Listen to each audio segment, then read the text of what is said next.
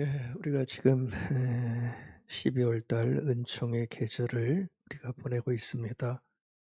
오늘도 이 앞에 보면 대림을 밝히는 촛불, 오늘 두 주째인데 보이시지는 않으시죠? 가정에서는.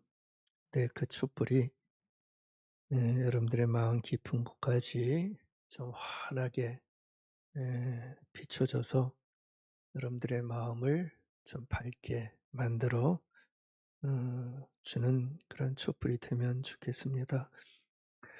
우리가 연말을 맞이하면 음, 이런저런 일로 낙심할 때가 참 많이 있습니다.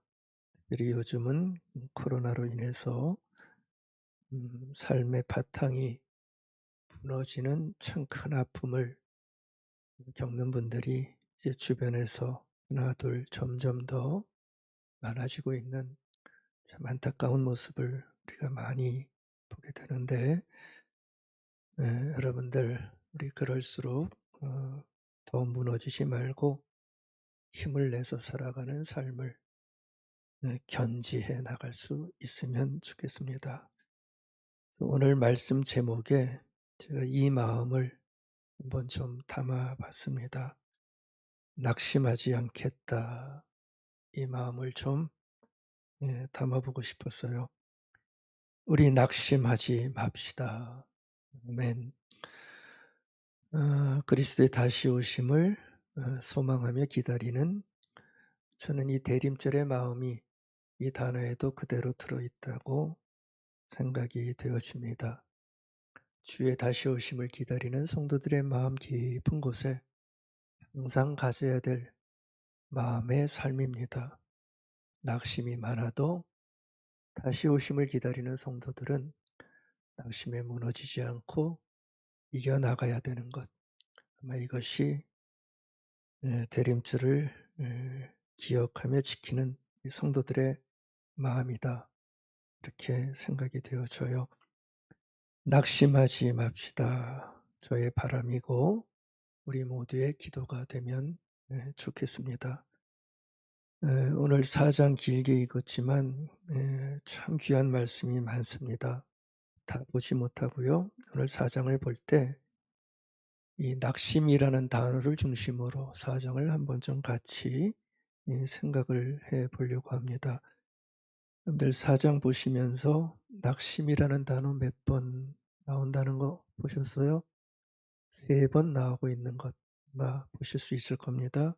1절, 8절, 16절 3번 바울이 굉장히 단호한 마음으로 낙심하지 않겠다는 표현을 쓰고 있는 것 아마 보실 수 있을 겁니다. 바울은 이 표현을 쓰면서 다짐을 하는 거지요. 낙심할 일이 참 자기에게도 많지만 나 낙심하지 않겠다라고 하는, 사실은 굉장히 큰 고백, 선포를 우리에게 보여주고 있는 사장의 말씀입니다. 여러분들 바울의 생애를 한번 기억해 보시기 바랍니다. 바울은 낙심으로 따진다면 글쎄요, 어떤 사람들보다도 낙심할 게 참 많은 사람 아니었습니까? 그런데도 오늘 사장에 와서 보면 낙심하지 않겠다, 이런 고백을 계속해서 우리에게 던져주고 있는데, 여러분들 좀 따져보고 싶지 않으십니까? 도대체 그렇게 고생 많이 한 사람, 낙심할 투성이가 많았던 사람이 도대체 왜 이런 고백을 연거푸하고 있는지, 왜 자기는 그럼에도 낙심을 하지 않는다라고 다짐을 하는지, 여러분들 그냥 넘기지 마시고요. 우리의 삶이 낙심이 많다고 한다면 좀 따져볼 만한 바울의 고백이다, 라는 생각을 할 수가 있었으면 좋겠어요. 오늘 1절에 보면 낙심하지 않는다는 말이 처음에 나옵니다. 제가 한 번 더 거기 읽겠습니다. 우리는 하나님의 자비를 힘입어서 이 직분을 맡고 있으니 낙심하지 않습니다. 세 번역으로 제가 읽었습니다. 자, 바울은 지금 얘기를 하고 있죠. 자기는 하나님의 은혜를 입은 사람이라는 얘기입니다.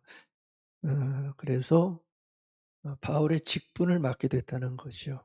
그랬는데 보십시오. 그 직분 때문에 자기는 낙심할 수 없다. 논리가 지금 이해가 되시죠? 바울은 첫 번째로 낙심하지 않겠다. 사실은 선포하고 고백을 하고 있는데 여러분들 그 이유를 한번 꼭 살펴보시기 바랍니다. 왜 낙심하지 않겠다라고 다짐을 하시오? 하나님의 은혜로 입은 자신의 직분, 그렇죠? 그 직분 때문에 자기가 맡고 있는 그 일 때문에 힘든 일 많고 정말 낙심한 일 많지만 그 일 때문에 '나는 낙심할 수 없다.' 그렇게 아마 고백을 하고 있는 것입니다. 여러분들 바울의 직분이 뭐지요? 바울의 직분, 사도의 직분을 감당하고 있는 분 아닙니까? 사도는 예수 그리스도의 생명을 전하는 그와 같은 사명이 있는 삶입니다. 예수를 모르는 이들, 예수를 반대하는 이들이 그때도 엄청 많았는데 그들에게 생명을 전하는 그 일을 맡은 사람이 사도입니다. 쉽지 않은 일이죠. 그렇죠? 그래서 바울은 굉장히 어려운 일을 많이 당하지 않았습니까? 바울이 얼마나 힘들었는지 제가 다시 굳이 말씀드리지는 않겠습니다마는 여러분들 이 사도직은 정말 바울을 힘들게 했던 글쎄요 1번 원인, 바울을 가장 많이 힘들게 했던, 그래서 낙심천만하게 만들었던 그 일이 바로 바울의 직분이었습니다. 근데 보십시오. 아주 역설적으로 바울은 바로 그 직분 때문에, 그렇게 힘든 그 직분 때문에 오히려 더 낙심하지 않겠다. 이렇게 지금 고백을 하는 겁니다. 그렇죠? 얼마나 역설적인 다짐입니까? 만약에 낙심해서 주저앉게 되어지면 어떤 일이 벌어지겠어요? 예수의 생명을 전하는 자신이 하나님의 은혜를 힘입어서 예수의 생명을 전하는 그 자신의 놀라운 직분이 만약에 낙심해서 자기가 그 일을 못하게 된다면 생명을 전할 수 없는 일이 발생할 수밖에 없겠지요. 그래서 바울은 얘기를 하는 겁니다. 나는 이 일 때문에 낙심하고 싶어도 낙심할 수 없다. 이 차원을 아시겠습니까? 난 낙심할 수 있지만 내가 맡은 나의 일 때문에, 나의 삶 때문에, 내가 가지고 있는 삶의 소명 때문에 낙심할 수도 있고 어려운 일 많지만, 그러나 그 일 때문에 난 오히려 더 낙심할 수 없다. 이렇게 지금 낙심하지 않겠다는 이유를 1절에서 밝혀주고 있는 거지요. 여러분들 예전에 우리 어릴 때 동물의 왕국 참 많이 봤잖아요. 요즘은 안 하는 것 같은데 거기 보면 그 어미들이 자기 새끼들, 동물들이지만 그 갓난 새끼들 살리려고 얼마나 애를 쓰는 모습이 많이 나오는지 모릅니다. 여러분들 그 어미들이 만약에 새끼 돌보는 게 힘들다고, 물도 없지, 또 공격 들어오지, 그럴 때마다 힘들다고 중단하면 중단하는 순간 새끼들은 죽음 아니겠습니까? 그렇죠? 사람도 우리도 다를 게 하나도 없는 것 같습니다.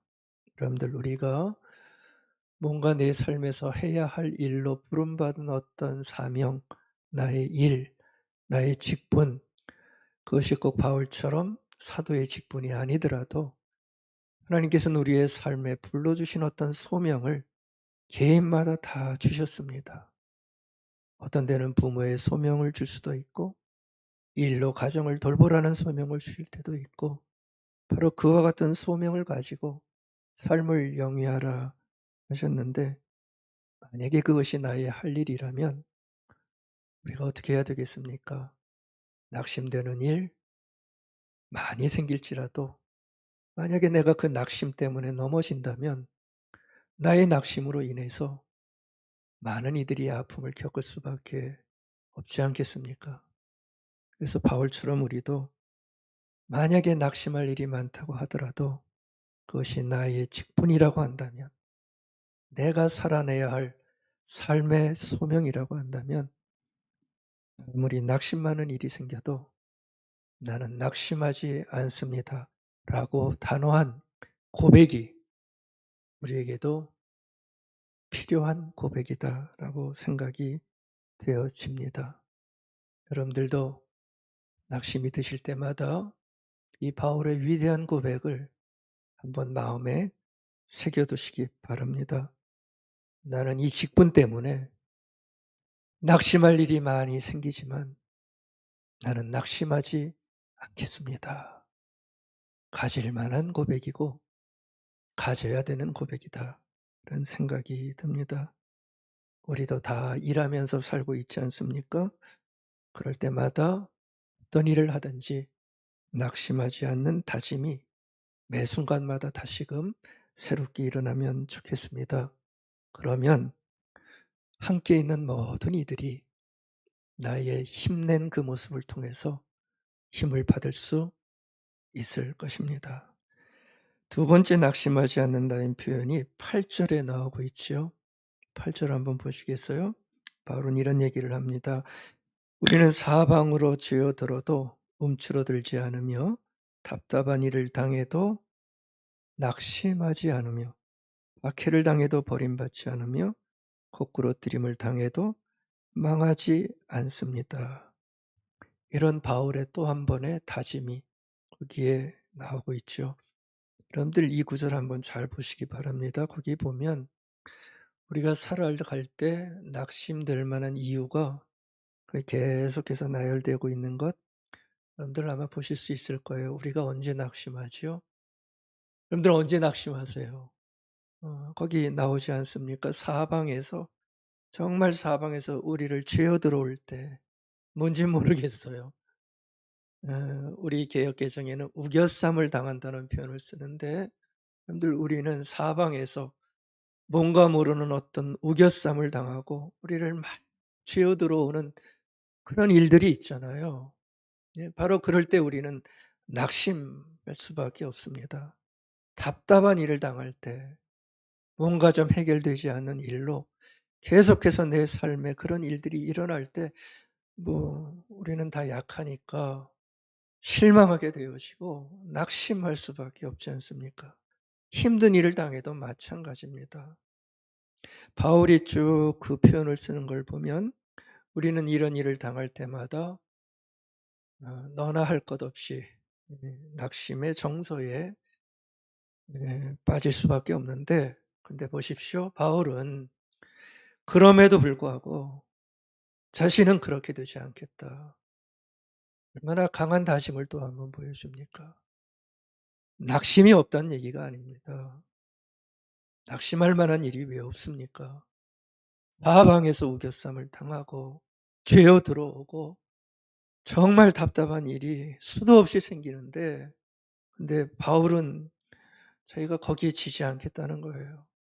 나는 그래도 낙심하지 않겠다. 근데 이유가 있지요? 이유가 있죠. 왜 낙심하지 않겠냐는 다짐을 하냐 하면 바울은 그런 얘기를 합니다. 보배를 나는 질그릇에 갖고 있다.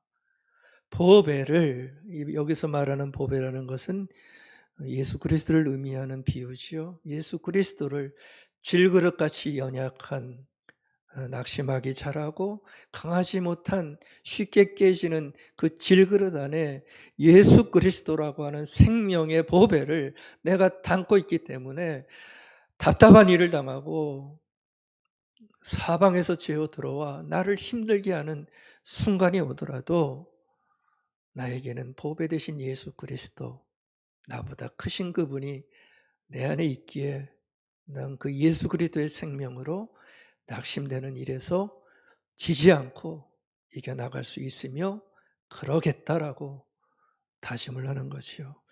우리 7절 제가 한 번 더 읽어드리겠습니다. 우리는 이 보물을 질그릇에 간직하고 있습니다. 아멘. 이 엄청난 능력은 하나님에게서 나는 것이지 우리에게서 나는 것이 아닙니다. 바울은 확고했던 것 같아요. 그러니까 사방에서 답답한 일이 생길 때마다 자기의 질그릇됨을 인정하는 것이요. 약하고 쉽게 부서지고 쉽게 연약해지는 나지만 다시 한번 생각하는 겁니다. 나에게는 생명 대신 보화라고 비유할 수 있는 그 예수 그리스도의 생명이 내 안에 있다고 하는 것을 다시금 마음에 담고 그분을 바라보겠다고 하는 거죠. 그래서 그렇기 때문에 나는 낙심이 참 많지만 지고 싶지도 않고 낙심을 이겨내겠다고 하는 자신의 간증을 사실은 여기서 하고 있는 겁니다. 그래서 10절에 있는 것처럼 예수 그리스도의 생명을 당신들도 질그릇같이 연약하지만 그러기에 더 예수의 생명을 여러분들의 가슴 깊은 곳에 꼭 담으시기 바랍니다. 아멘. 여러분들 우리도 낙심의 순간이 있을 때마다 다른 데서 힘을 얻으려고 하지 마십시다. 예수의 생명만이 우리를 낙심의 상황에서 이길 수 있는 놀라운 능력을 우리에게 허락하십니다. 그래서 여러분들 우리가 삶을 살 때 낙심하지 않기 위해서 우리 그리스도인들에게 필요한 삼총사가 있어요. 이 세 가지를 여러분들이 꼭 마음에 두셔서 낙심 많은 인생 살아갈 때마다 다 이겨나가시기 바랍니다. 첫 번째가 은혜고요. 두 번째는 믿음입니다. 세 번째는 내려놓음입니다. 이 세 가지입니다. 첫 번째가 뭐라고요? 은혜, 두 번째가 믿음, 세 번째가 내려놓음. 여러분들 낙심의 순간에 이 세 가지를 꼭 구하시고 이것이 있을 때 우리는 굉장히 강해질 수 있는 삶으로 바뀔 수가 있습니다. 여러분들 은혜 참 많이 듣는 단어죠. 여러분들 우리 이 은혜라는 말은 우리 그리스도인들의 삶에서 정말 없어서는 안 되는 그런 단어입니다. 여러분들이 삶에서 낙심을 이겨내고 힘차게 살기 원하신다면 이 은혜라는 단어를 마음속에 담으시고 은혜를 추구하시기를 바랍니다. 여러분들 은혜를 간단히 정리하면 이렇게 정리하실 수 있으면 됩니다. 은혜라는 것은 다른 게 아닙니다. 내 능력을 넘어서게 만드는 하나님의 선물. 아시겠죠? 은혜가 뭐라고요?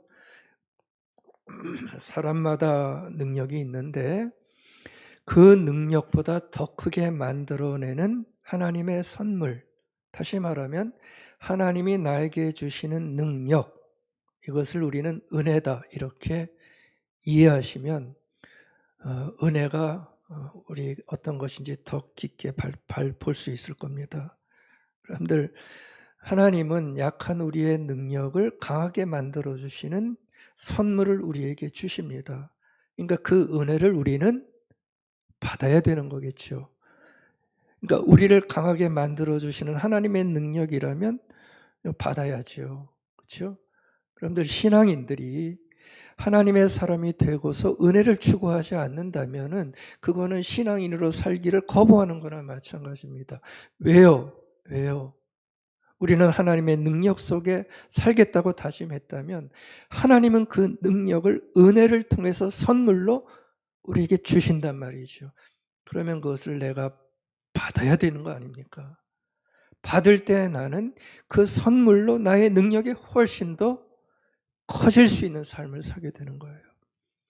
내가 가진 능력은 한 30밖에 없어요. 근데 하나님은 나에게 은혜를 주셔서 나의 능력이 30에서 60이 되게 만드시고 100이 되게 만드시는 당신의 선물을 주신단 말이죠.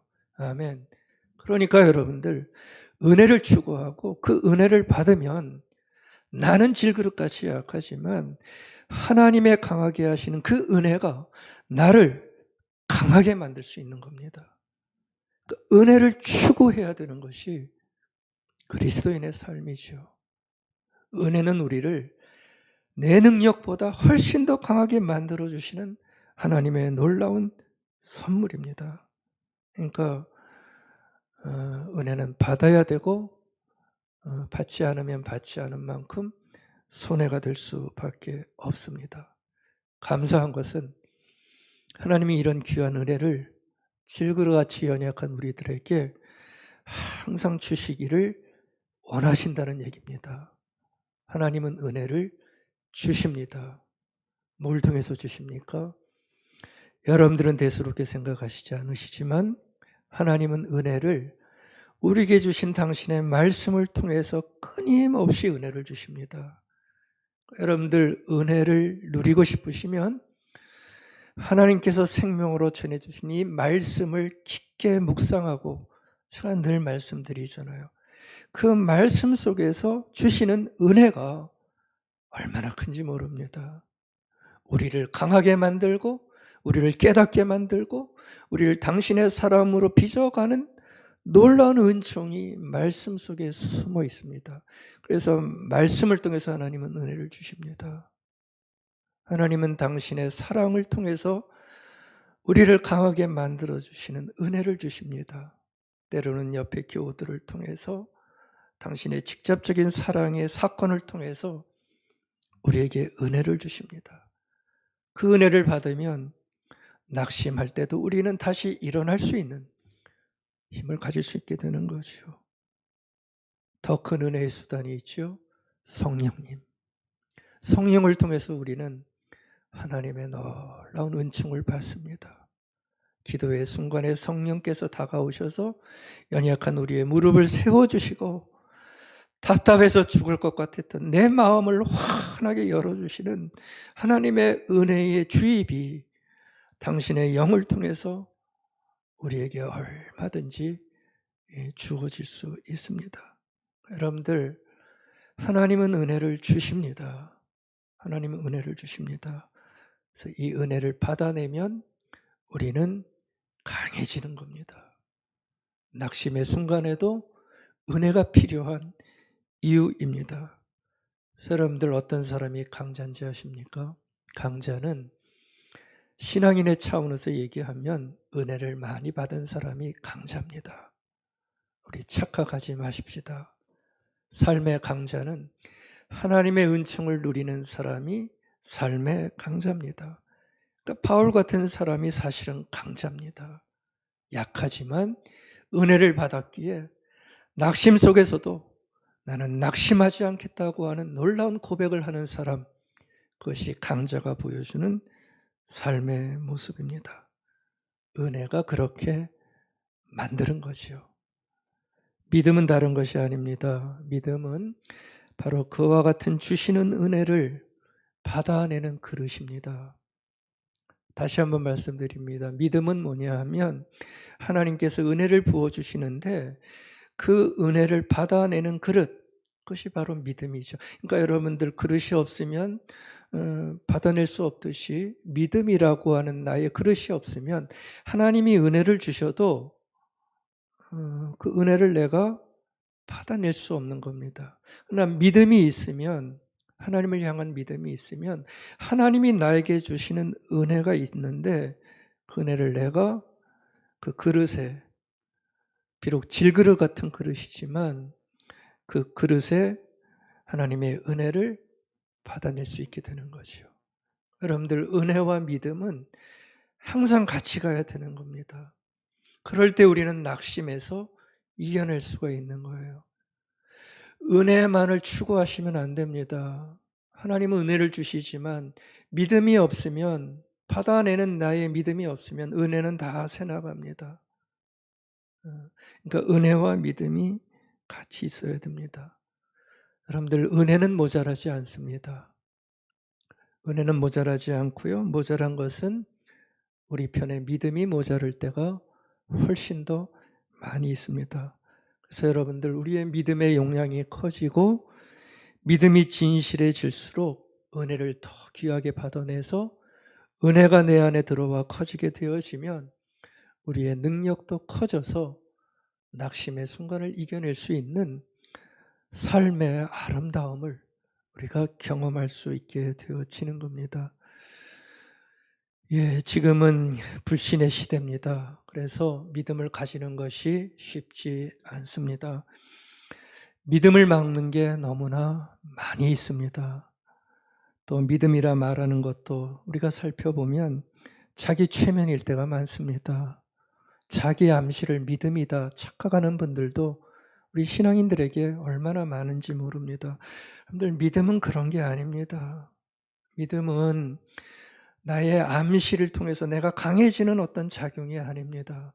믿음은 하나님이 하나님이시기에 그 하나님을 인정한 자들이 하나님의 뜻에 온전히 예스하는 것, 하나님의 뜻에 순종하는 것, 하나님께 온전히 내 삶을 맡기는 것, 그것을 믿음이다, 그렇게 얘기를 하는 거죠. 그러니까 여러분들, 믿음 안에는 용기가 필요한 겁니다. 믿음을 가지시면 모험을 할 수 있는 그와 같은 삶도 필요한 겁니다.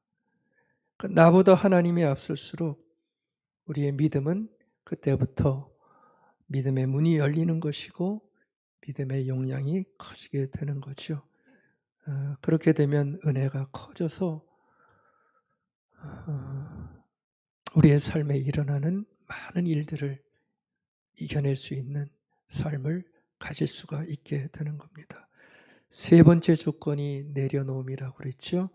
여러분들, 은혜와 믿음이 이렇게 함께 할 때 그때 비로소 우리 삶에서 가장 하기 힘들어하는 게 내려놓음입니다. 이 내려놓음이라고 하는 기적이 우리에게 일어나게 되는 거예요. 저는 내려놓음을 기적이라 표현하고 싶습니다. 왜냐하면 우리는 그렇게 내려놓기가 힘든 사람들입니다. 왜요? 그게 힘드니까. 근데 은혜와 믿음이 내 안에 생기면 내려놓음이라고 하는 놀라운 기적이 우리에게도 일어날 수가 있어요. 저는 이 내려놓음은 우리 시대에 발생하는 놀라운 기적으로 보고 싶은 까닭입니다. 여러분들, 내려놓을 게 얼마나 많은지 모릅니다. 신앙인들은. 근데요, 여러분들, 최고의 내려놓음 제가 오늘 하나 말씀드릴게요. 우리 신앙인들이 삶을 살아가면서 내려놓아야 될 최고의 내려놓음 하나 있는데, 그건 뭐냐 하면, 만약에 걱정이 많고 염려가 우리 시대에 꽉 찬 나의 삶에 둘러싼 어떤 삶의 환경이라면, 그래서 바울이 고백한 대로 사방에서 답답한 일이 생기고 나를 우겨싸는 일들이 생기고, 그래서 거기서 자유함을 누리지 못하고 매일 밤마다 아파하는 우리의 이 상한 심령이 우리의 삶의 현실이라면, 여러분들, 최고의 내려놓음이 뭐겠습니까? 최고의 내려놓음이 뭐겠습니까? 염려, 불안, 두려움, 걱정. 저는 그것이 이 땅을 살아가는 그리스도인들이 이 시대에 내려놓아야 할 최고의 내려놓음이 아닐까, 이런 생각을 해보게 됩니다. 이것이 내려지면 얼마나 좋을까요? 이해하십니까? 아마 걱정 많고 두려운 일이 옆에 있으신 분들은 아마 그 느낌을 이해하실 것 같은데요. 이것이 내려지면 얼마나 좋을까요? 여러분들, 모든 불안에는 권세라는 게 있습니다. 걱정이 만들어내는 힘은 굉장히 큽니다. 불안에는 권세가 있어요. 어떤 때는 이 권세가 너무 커서 하나님의 권세마저 꼼짝 못하게 만드는 권세까지 가지고 있는 놀라운 권세입니다. 우리를 전전긍긍하게 만들고 믿음을 다 잃어버리게 만들고 삶의 기쁨과 믿음의 소망을 다 버리게 만드는 권세, 불안이 주는 권세가 있어요. 우리를 누르고 지치게 하고 두렵게 하고 힘들게 하는 권세죠. 그래서 이 권세에 눌리면 우리는 낙심에 빠지게 되는 겁니다. 실망스러움에, 허무에 빠지게 될 수밖에 없죠. 여러분들 은혜와 믿음을 가지고 우리가 이 권세를 이겨낼 수 있어야 합니다. 여러분들 꼭 그렇게 하시기 바랍니다. 그래서 이 세 가지입니다. 은혜, 믿음, 내려놓음. 우리가 지면 낙심이지만 이기면 힘찬 삶을 다시 회복하여 살아갈 수가 있을 것입니다. 고린도전서 10장 13절에 바울의 고백이 하나 나오죠. 제가 읽어드리겠습니다. 사람이 감당할 시험 밖에는 너희가 당한 것이 없나니 오직 하나님은 미쁘사 너희가 감당하지 못할 시험 당함을 허락하지 아니하시고 시험 당할 즈음에는 또한 피할 길을 내서 내가 너희로 능히 감당하게 하시느니라. 아멘. 어려움 중에 있는 분들 혹시 있다면 이 말씀을 꼭 기억하시기 바랍니다. 여러분들이 당하는 시험은 감당할 수 있는 시험입니다. 그래서 하나님이 주신 거라는 자신감을 가지시기 바랍니다. 이겨낼 수 있는 시험 아니면 하나님이 주시지 않는다는 것이죠. 불안 꼭 한번 기억하시겠습니까? 불안과 염려가 너무나 강하지만 그 모든 불안과 염려는 하나님의 손안에 있는 불안이라고 하는 사실을 늘 꼭 기억하시기 바랍니다. 하나님의 손안에 있는 염려입니다. 하나님을 과소평가하지 마세요. 우리 신앙인들 하나님을 과소평가하지 마세요.